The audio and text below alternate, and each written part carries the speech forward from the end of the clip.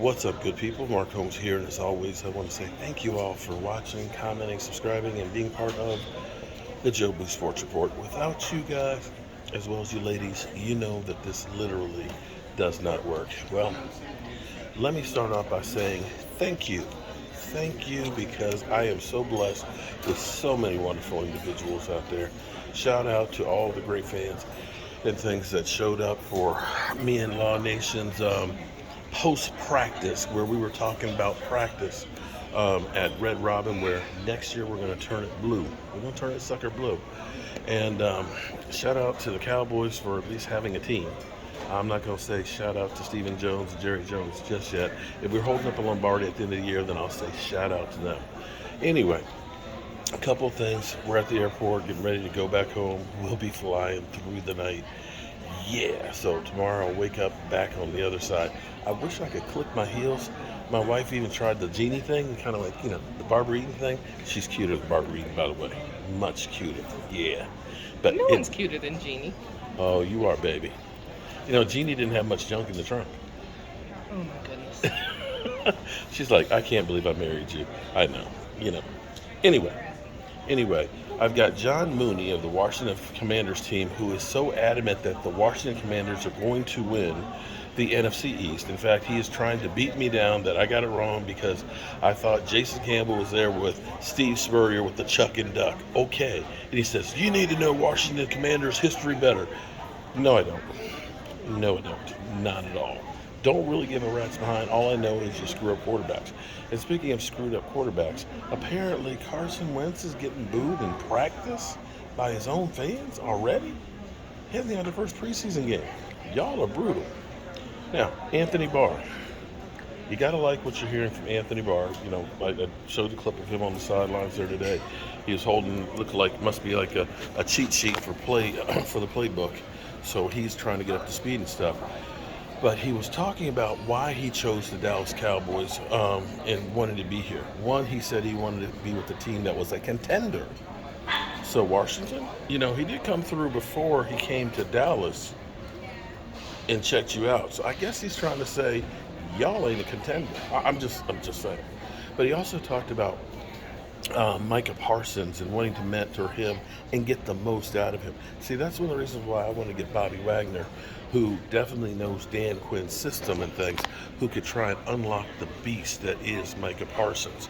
So there's that aspect of it. Another interesting thing, man, it's kind of crazy that Trayvon Diggs, he's deleted his Twitter account. Apparently, I guess I'm to blame. I'm one of the ones to blame. I knew when we were talking about practice and then we were showing the clips and stuff, when the Cowboys offense was doing, the deep passes and stuff, Diggs got burnt. But here's what I want you to understand. We're talking about practice, okay? That's a one-on-one drill. Sometimes that happens. Because here's what you have to understand. The quarterback is back there all day long. There's nobody rushing him. He can set up, he can look, he can anticipate, and he can release that sucker and boom, and go with it. It's a lot harder to cover like that. In the real world, they're going to be bumping them at the line of scrimmage. They're also going to have probably safety help over the top. There's going to be more traffic for the wide receiver to run through.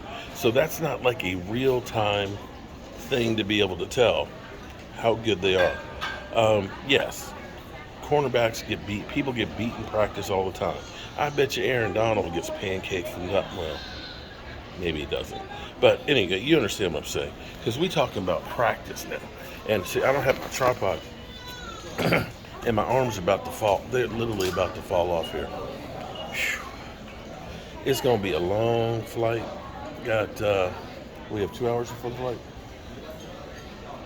No, we got an hour and 45 minutes. So you might see a couple of videos. For 9:50, and it's 8:03, so yeah, like almost 2 hours.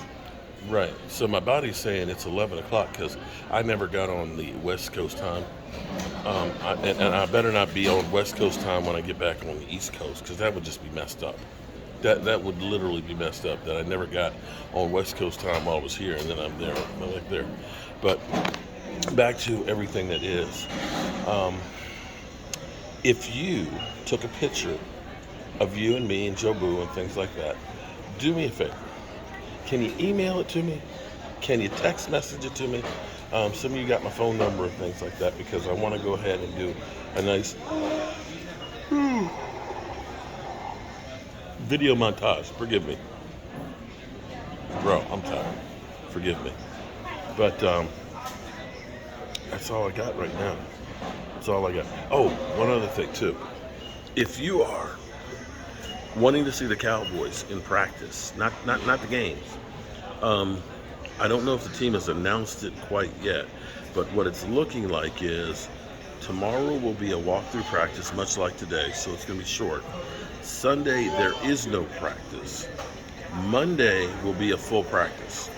Tuesday, they're going to be breaking camp and going to Los Angeles to work with the Chargers on Wednesday and Thursday, I think it is, to have joint practices. So there's not many opportunities to see the team work out much in there. So definitely plan accordingly, get there early just to make sure, because I want to say that here's what I'm trying to put it the right way so that way it doesn't sound bad, but then again, there's no right way to put stuff. Mike McCarthy is under the gun. Mike McCarthy doesn't care about your feelings about seeing practice. Mike McCarthy is worried about one thing, and that is doing the best he can do to make sure that he has a job. And so that's why practice is changing and evolving. Sometimes, might have planned to have been a full practice year. And he's decided that after what happened with Dak Prescott last year, where they got up there and were practicing really hard, and Dak Prescott threw his shoulder out and couldn't practice, they're like, no, we're not going to have that happen. We are going to try and keep as many bodies healthy as possible to get to training camp.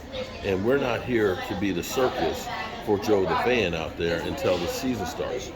Jerry Jones, on the other hand, is P.T. Barnum, and he believes that the circus should always be in town, and that's why they actually even sell the practice gear.